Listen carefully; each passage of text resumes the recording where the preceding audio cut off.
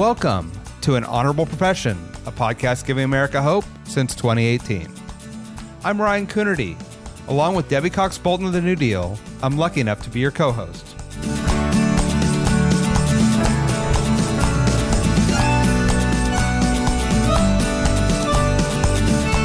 An Honorable Profession is a New Deal Leaders podcast.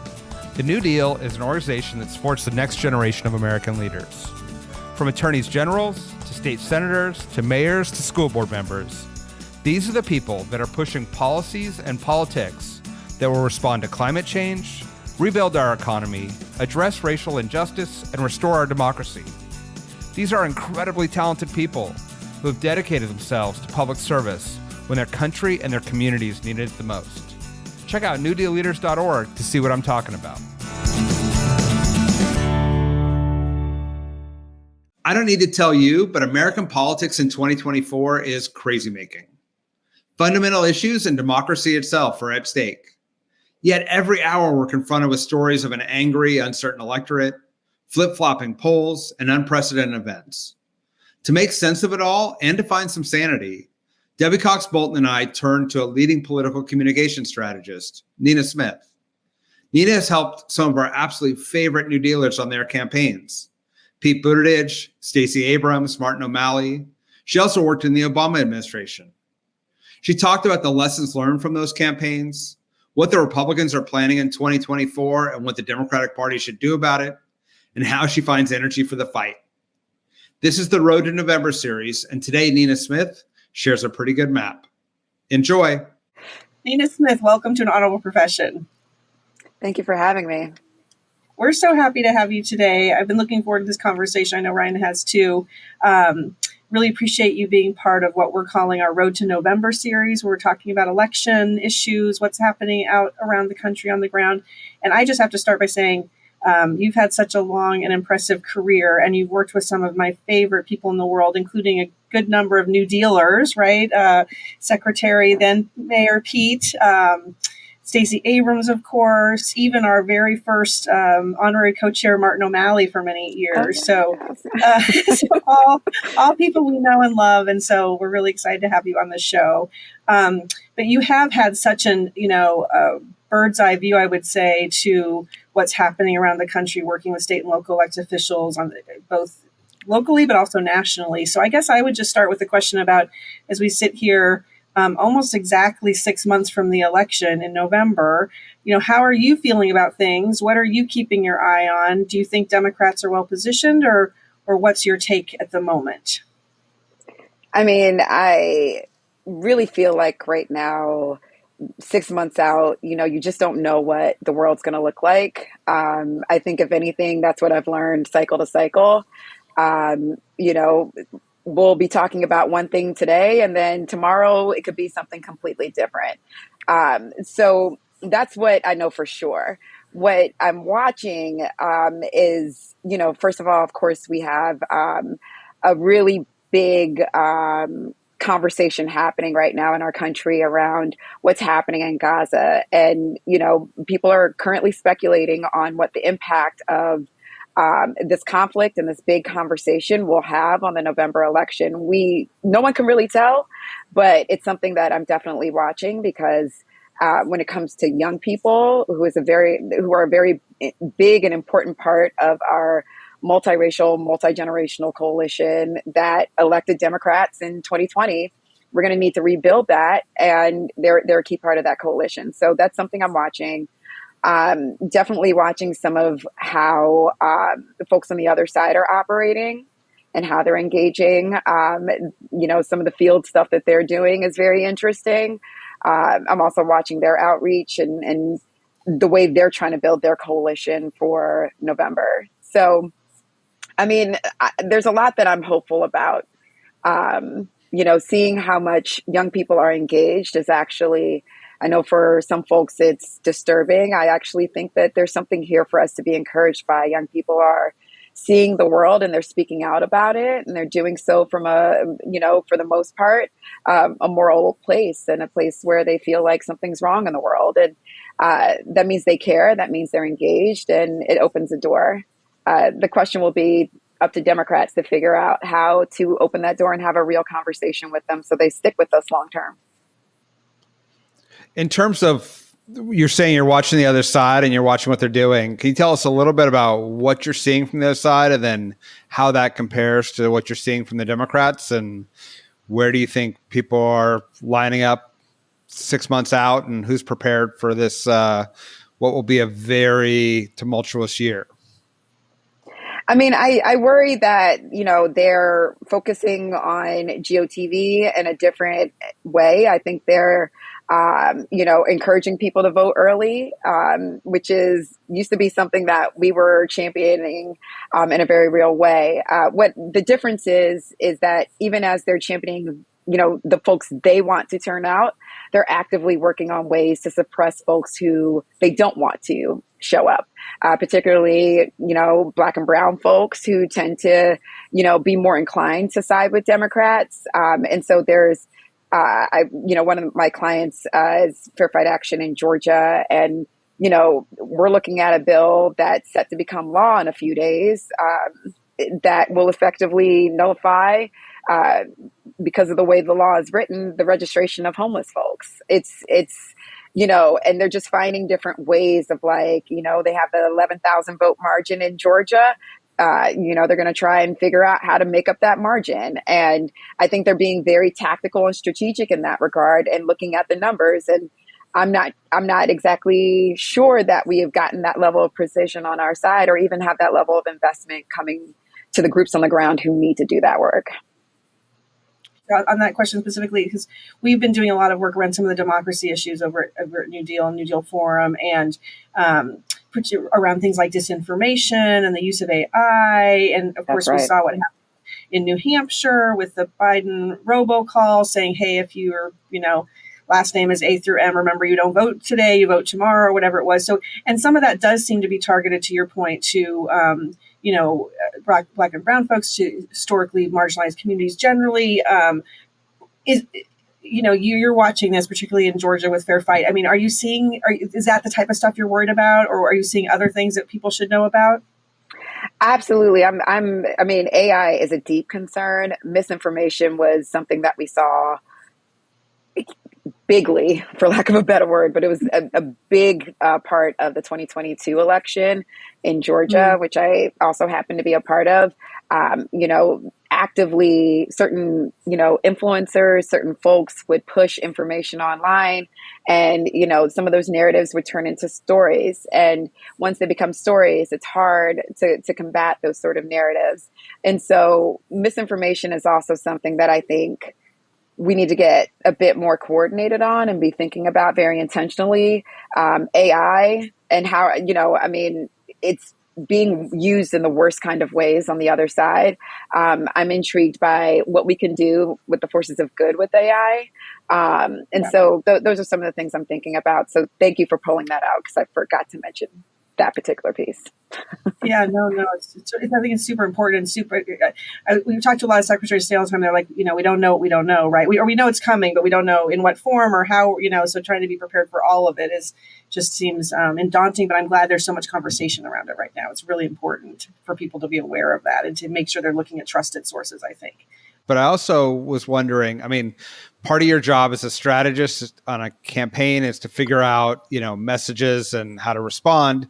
Part of it is also, frankly, to keep your candidates and clients sane as they go through an insane process. I'm wondering, for the average listener who's feeling like they're being whipped back and forth by good news, bad news, almost on an hourly basis, and we're still months and months away from an election. How are you approaching it, and what are you recommending to your clients about how to read the tea leaves and absorb the ups and downs of an election? I mean, it's like anything that's really big and at times can feel overwhelming. You take it one day at a time, and one event at a time, one voter at a time. So that's generally the advice I give clients, especially when they're running for office. People need to feel a connection to you. So generally my messaging is or try to work with them on messaging that's empathetic, that recognizes where the other person's coming from, so that it opens them up to a broader conversation about the issue. And that emotional connection can overcome party, race, sometimes ideological differences, because you've made that human to human connection. And so for me, that's where I generally steer my clients toward, right? Remember the voter, remember why you're in it, remember to be empathetic and to connect. And I feel like that's the secret sauce for our most successful candidates, right? They make an impression because they connect with us. There's something in them that we see in ourselves. I love that answer. I love that question, Ryan, actually. I want to think about the connection piece maybe on a broader scale. I couldn't agree more on an individual scale. One of the things that we're seeing right now that's concerning from a Democratic point of view is polls that may be showing support with Black men in particular slipping from Democrats. So I'm thinking about messaging generally and kind of the brand of the Democratic Party, if you will. What are you seeing that too? Like, do you think those polls are accurate? And if so, or if not, why? And then what do you think some of the messages are, or the ways, if it's not messaging, either messaging or ways that outreach should be done in a way that continues to make sure that we hold on to what has been an incredibly historically important constituency for Joe Biden and throughout his, in the last election, for example. Yeah, I mean, I think it's an important and pertinent question. Just within the sense of, listen, the country is going to be majority minority in 2045. And, if we aren't necessarily making ourselves relevant as a party to that broad coalition, then, how viable are we going to be in the next 40 years? So it's an important question for us to be asking from an existential standpoint for our party. But secondly, I would also say, in as much as, there's been some polling out there, I've also seen what turnout looks like. So without looking at the sampling and how they're engaging, or even the framing of the questions, I can't necessarily say if those polls are wrong. Gut feeling, and based on what I've seen, it is inaccurate. I actually think that what's happened here is not that, Black men are moving towards the Republican Party, is that our party hasn't had enough of a conversation with this sector of our electorate to make them feel like they're valued. That for Democrats, and there's this a long conversation that we've been debating within the party, how much should we be investing in year-round engagement and year-round conversations with folks who don't typically engage with the process? And we've seen in Georgia, in particular, and we put out a report based on findings that were common between our state and Georgia and Michigan in 2022. And essentially what we found is that we had the highest we recovered the highest amount of turnout from 2018 nationally. And it was like 92% of the turnout. That's huge, right? What we saw there was that we moved people who were typically non-traditional voters, and we made them super voters by 2022. That's 4 years. Wow. Because we were engaging with these folks on an annual basis. Election day would happen one day. The state legislature was less than a month later. We're talking to them about what's happening in the state legislature.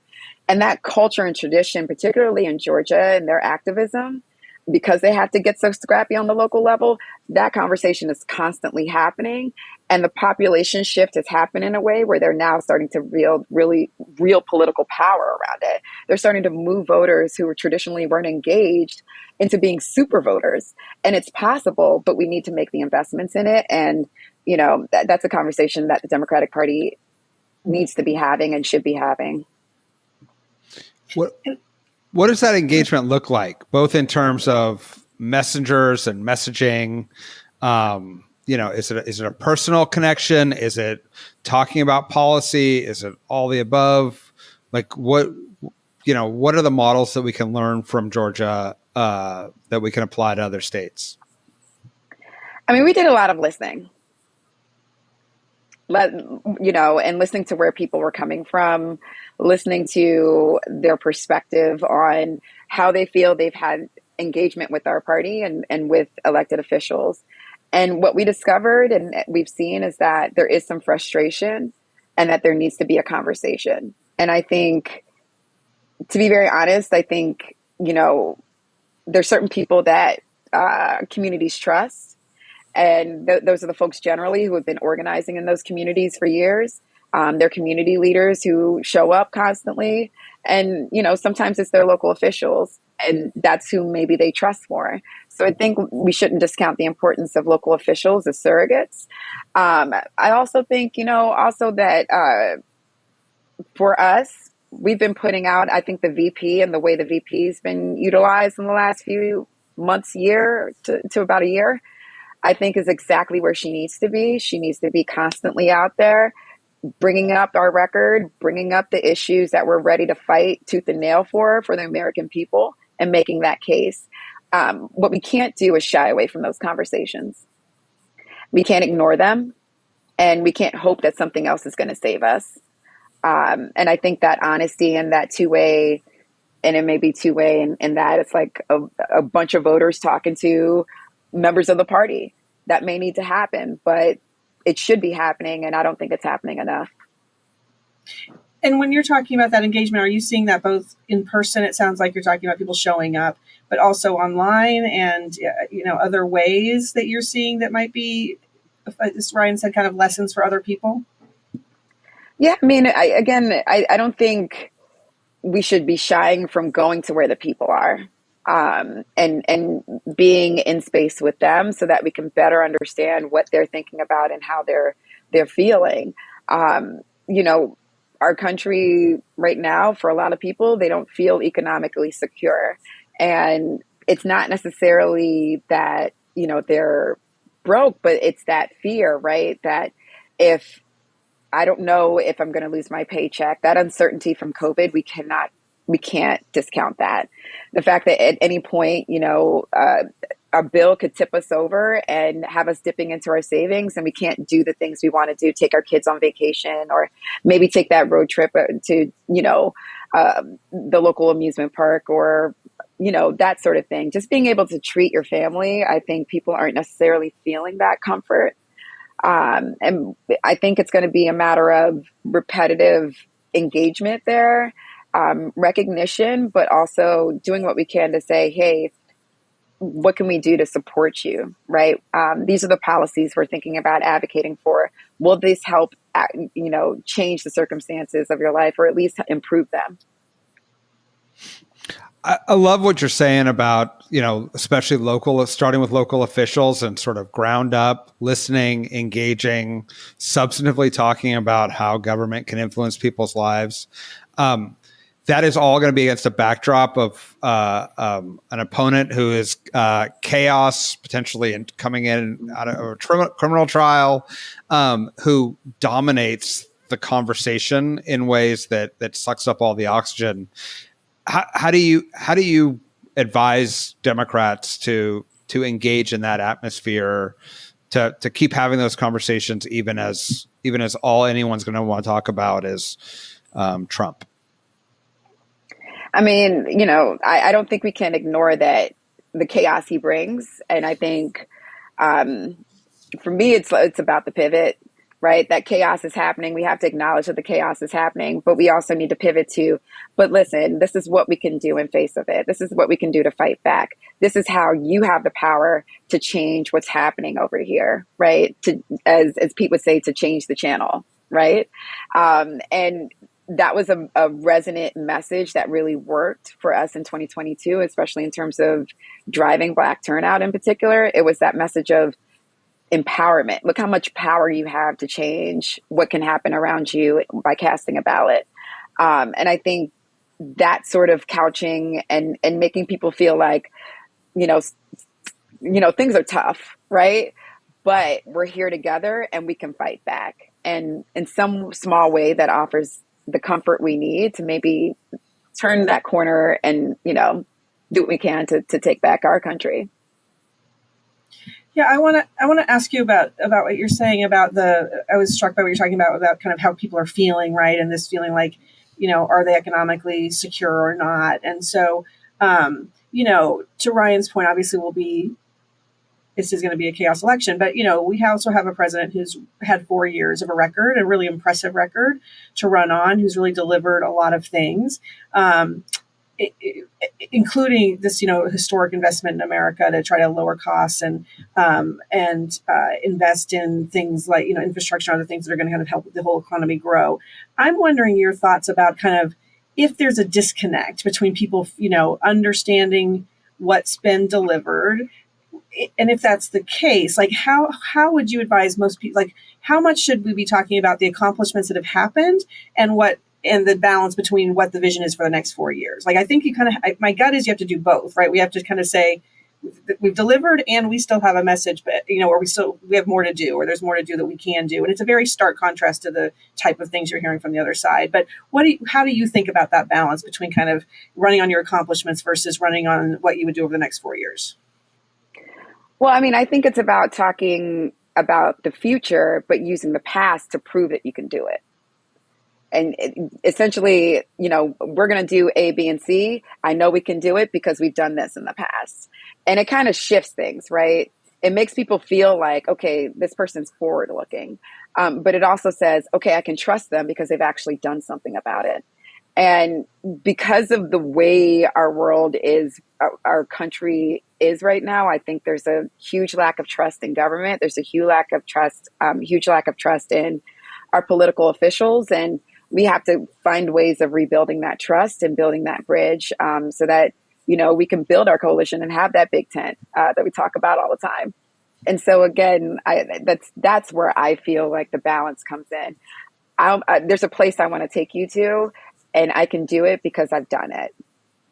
Yeah, I'll just say I couldn't agree more with you about and this is when we started this conversation, this podcast, an honorable profession. The idea was to say that politics and government is honorable because this has not been an accident, right? It's been the 30-year experiment to tell people that government's the enemy, government's the problem, right? As a way to sow this chaos and to dismantle government. And so I think you're right that we have to show examples of government can work, can improve people's lives better, So I think it's a really important point you're making there.